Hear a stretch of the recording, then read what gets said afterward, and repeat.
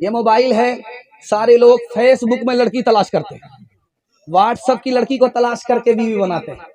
کتنا بڑا نقصان ہوتا ہے، دکھانے کے لیے جا رہا ہوں، دھیان سے سنیے گا، بالکل آپ کو ٹیلر دکھا رہا ہوں، آئینہ دکھا رہا ہوں، بائی پاس لے جا رہا ہوں۔ سالن ہمارا پکتا ہے چولہے میں، جل جاتا ہے، سالن پکتا ہے چولہے میں، جل جاتا ہے، تو دیکھیے گا اس جلنے کا اثر سالن میں محسوس ہونے لگتا ہے، کھایا نہیں جاتا۔ اگر آپ کا سالن چولہے میں جل گیا تو کھایا نہیں جاتا، سالن جل گیا تو ایک وقت کی پریشانی ہوتی ہے، لیکن اگر نافرمان بیوی گھر میں آ گئی تو دل جل جاتا ہے، زندگی بھر آدمی پریشان ہو جاتا ہے۔ دوسری بات یاد رکھیے نقطے کی، پتھر مارا گیا، شیشہ ٹوٹ گیا، سانس نکل کر کے آیا، اتنا قیمتی شیشہ کیسے ٹوٹ گیا؟ بیٹا نکل کر کے آیا، تیری نالائق بہو نے پتھر مارا ہے، شیشہ ٹوٹ گیا۔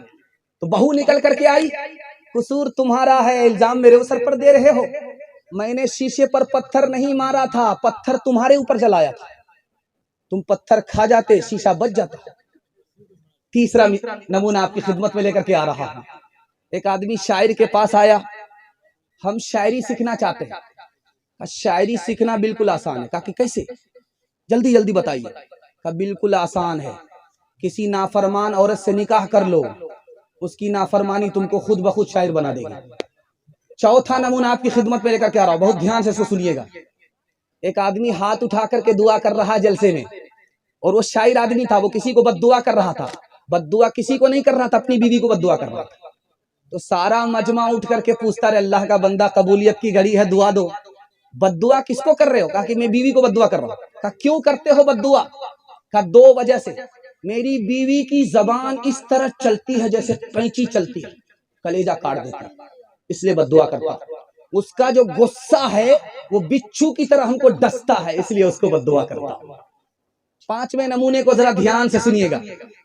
شوہر اپنی بیوی کو پرائیویٹ میں بلا کر کے کہتا ہے کہ دیکھو راز سنو، جب میں مر جاؤں تو تم کنواری مت رہنا، بیوہ مت رہنا، نکاح کر لینا۔ کوئی نہ کوئی دال میں ضرور کالا ہے، کیوں مجھ کو کہہ رہے ہو دوسری شادی کرنے کے لیے؟ ضرور دال میں کالا ہے۔ کہا اس لیے کہہ رہا ہوں تاکہ دوسرے شوہر کو پتا چل جائے کہ پہلا شوہر جو اتنی جلدی مرا ہے اسی نافرمان بیوی کی وجہ سے مرا۔ عورت عدالت میں رو رہی ہے، ہنس رہی ہے، تو حاکم نے پوچھا کہ بات کیا ہے کہ تم ہنستی بھی ہو روتی بھی ہو، بات کیا ہے؟ کہا حضور ہنسنے کی وجہ یہ ہے، رونے کی وجہ یہ ہے کہ تم نے میرے شوہر کو 1 سال کی سزا دیا، یہ میرے رونے کی وجہ ہے۔ جیسے ہی تم نے فیصلہ سنایا کہ اس کے شوہر کو 1 سال کی سزا نہیں 3 سال کی سزا سنائی جاتی ہے، تو میں نے ہنسنا شروع کیا، اچھا ہوا، جلے تو جلال تو اس بلا کو ٹال تو۔ آخری 2 مثال پر پیغام ختم کر رہا ہوں، بہت دھیان سے سنیے گا۔ سڈنی کے ڈاکٹر ہیں لازمس، اس نے کہا 48% مرد پاگل ہوتے ہیں نافرمان بیوی کی وجہ سے۔ جاپان میں 52% مردوں نے کہا کہ میں مرد ہونے پر خوش نہیں ہوں۔ ان سے پوچھا رہے اللہ کا بندہ، مرد ہو عورت نہیں ہو، تم کو تو فخر سے سر اونچا ہونا چاہیے، کرنا چاہیے۔ کہا نہیں، میں عورت ہوتا تو اچھا ہوتا۔ کہا کہ وہ کیسے؟ کہا کہ پہلی تاریخ میں تنخواہ کی مالک میری بیوی ہو جاتی ہے، میں کنگال ہو جاتا ہوں، وہ مالا مال ہو جاتی ہے۔ انشاءاللہ ماں باپ کو خرچہ بیوی سے پوچھ کر کے دیں گے، بالکل صحیح جا رہا، ہاتھ اٹھا دیجئے۔ مرد حاکم تھا کبھی عورت پہ، لیکن آج کل بیوی گھر کی مالکہ ہے اور میاں مزدور ہے۔ کوئی اس دور میں ہے مولوی، کوئی منسٹر ہے، کوئی بیوی کا شوہر ہے، کوئی بیوی کا نوکر ہے، کوئی بیوی کا شوہر ہے، کوئی بیوی کا نوکر ہے۔ ہوئے ماتحت کے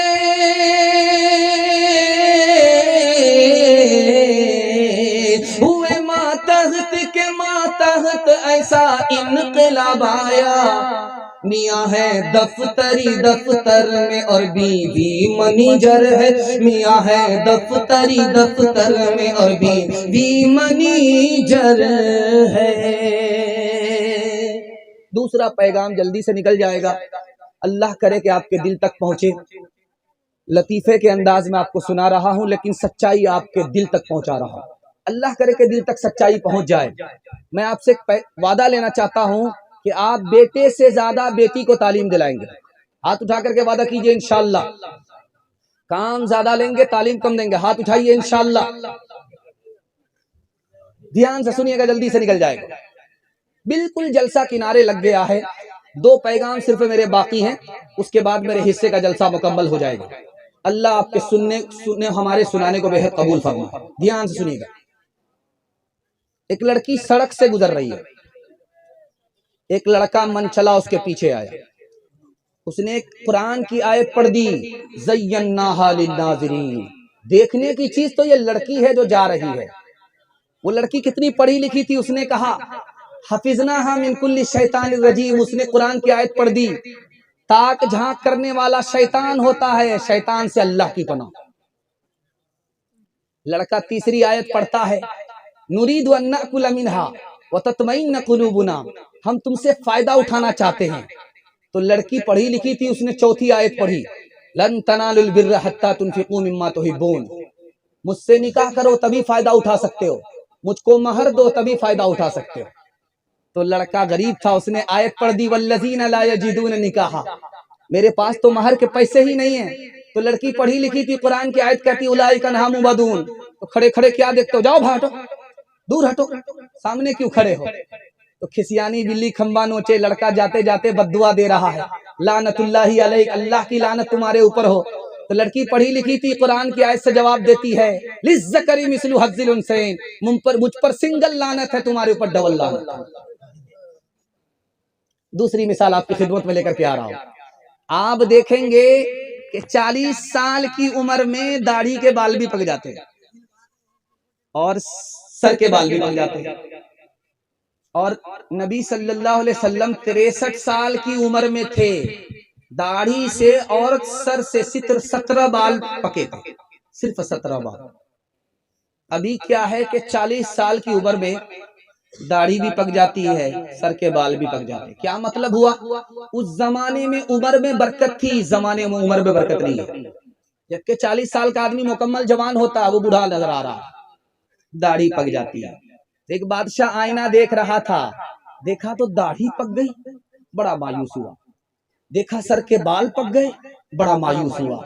اس کی نوکرانی جو جھاڑو لگانے والی تھی وہ دیکھ رہی تھی کہ بادشاہ سفید بال سے مایوس ہو رہا ہے۔ وہ قریب آئی، کہا حضور میں آپ کو دعا دیتی ہوں، آپ کی عمر اتنی لمبی ہو، اتنی لمبی ہو، اتنی لمبی ہو کہ آپ بوڑھا ہوتے ہوئے بیٹا کو بھی دیکھیں، پوتا کو بھی دیکھیں، آپ کو سفید بال سے مایوس ہونے کی ضرورت نہیں ہے، اس نے آپ کے حسن جمال میں اضافہ کر دیا۔